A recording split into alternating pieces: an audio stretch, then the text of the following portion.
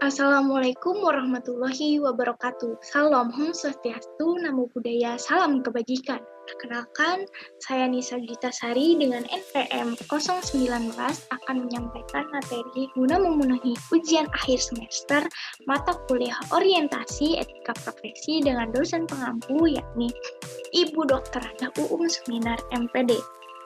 Nah, sebelum dari itu, izinkan saya terlebih dahulu membacakan sebuah pantun, teman-teman.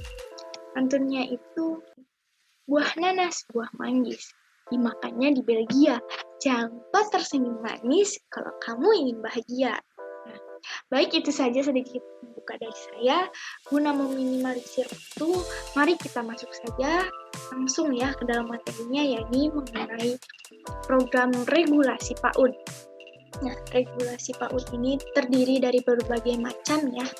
Di antaranya salah satu yang akan kita fokuskan yakni mengenai SDIDTK atau SDIDTK PAUD. Atau biasa yang kita kenal stimulasi, deteksi, intervensi tumbuh kembang anak usia dini. Sebelum kita membahas lebih dalam, alangkah lebih baik kita bahas apa sih itu stimulasi. Stimulasi itu adalah kegiatan yang dilakukan untuk merangsang kemampuan kognitif anak, baik dalam bentuk penglihatan, bicara, pendengaran, dan juga perabaan. Sedangkan deteksi adalah suatu proses untuk memeriksa atau melakukan pemeriksaan terhadap sesuatu dengan menggunakan cara atau teknik tertentu. Nah, kemudian ada pertumbuhan. Apa sih ini pertumbuhan itu apa sih? Pertumbuhan itu adalah bertambahnya ukuran dari jumlah sel serta jaringan inti seluler, yang berarti bertambahnya ukuran fisik dong ya, dan struktur tubuh sebagian atau keseluruhan, sehingga dapat diukur dengan satuan panjang dan juga berat. Kemudian ada perkembangan. Perkembangan adalah bertambahnya struktur dan fungsi tubuh yang lebih kompleks secara kemampuan gerak kasar, gerak halus, dan juga bicara dan bahasa, serta sosialisasi dan kemandirian dalam tumbuh kembang anak. Dengan kata lain dapat kita simpulkan, SDIDTK merupakan proses pemeriksaan guna mengetahui tumbuh kembang anak usia dini. Kemudian apa sih itu SDIDTK PAUD? SDIDTK PAUD merupakan metode atau pemantauan tumbuh kembang anak yang diintegrasikan dengan fasilitas pendidikan anak usia dini atau PAUD melalui peningkatan pengetahuan dan keterampilan guru PAUD. Nah, sasaran pedoman SDIDTK PAUD ini ada dua. Yang pertama, nakes atau tenaga kesehatan pelaksana SDIDTK itu sendiri. Yang kedua, atau yang kita fokuskan ini pendidik atau guru PAUD atau TK yang sudah terlatih ya teman-teman. Kemudian sasaran objeknya itu apa sih? Sasaran objeknya itu jikalau SDIDTK secara keseluruhan itu biasanya anak usia 0 sampai 6 tahun atau usia 0 sampai 72 bulan. Sedangkan SDIDTK PAUD biasanya kita fokuskan pada masa prasekolah atau anak usia 60 sampai 72 bulan. Nah, tujuan SDIDTK PAUD itu sendiri yaitu guna meningkatkan pengetahuan guru PAUD atau TK dalam melakukan SDIDTK agar anak prasekolah umur 5 sampai 6 tahun mendapatkan pelayanan baik dan guna mengetahui perkembangan anak usia dini. Nah, proses pelaksanaan SDIDTK PAUD ini terdiri dari pembukaan, inti kegiatan, penutup. Apa saja sih pembukaan? Pembukaan itu biasanya terdiri dari sosialisasi. Sosialisasi kegiatan SDIDTK PAUD itu sendiri ya, teman-teman. Di antaranya yakni menjelaskan akan pentingnya deteksi usia dini bagi anak PAUD. Ini dijelaskan dari guru atau dari guru untuk anak PAUD.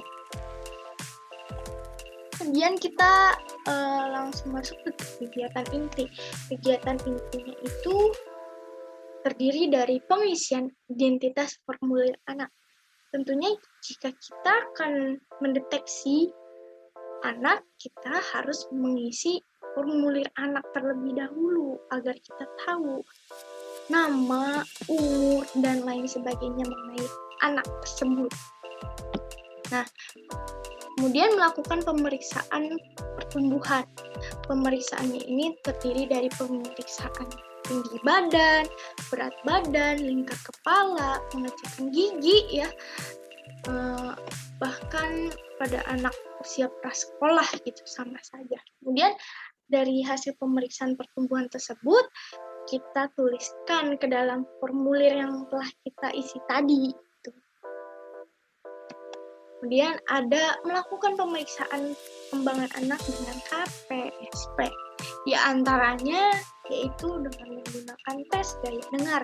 Nah, tes daya dengar ini tujuannya untuk menemukan apakah ada gangguan pendengaran pada anak usia dini atau tidak gitu. Jikalau ada, kita dapat meminimalisir seminimal mungkin guna mengetahui daya dengar anak.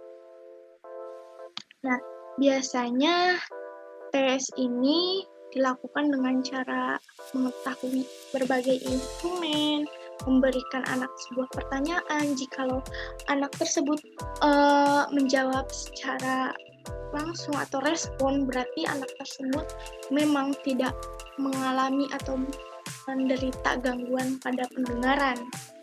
Dapat dikatakan anak itu normal.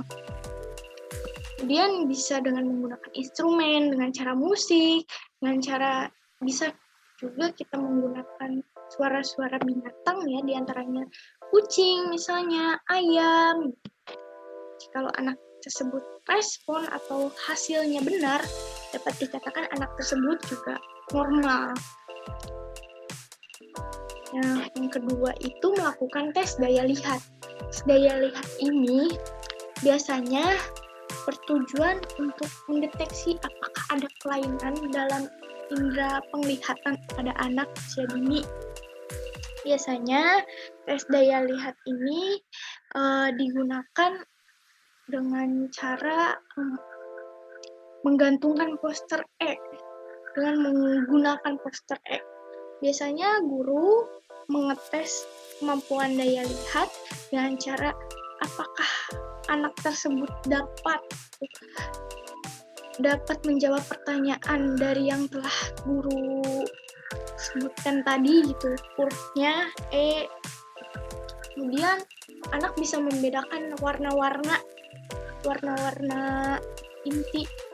Ada warna merah, kuning, hijau, dan biru. Nah, yang terakhir pada kegiatan inti yaitu mengisi kuesioner pendeteksian tumbuh kembang. Nah, catat semua perkembangan yang telah kita lihat tadi, yang telah kita amati pada buku atau pada formulir, ya, yang telah kita isi sebelumnya guna melengkapi data yang nantinya akan direkap. Nah, dalam penutupan ini terdiri dari penutupan kegiatan SDI DTK. Penutupan kegiatan ini bertujuan untuk menutup seluruh acara atau rangkaian kegiatan.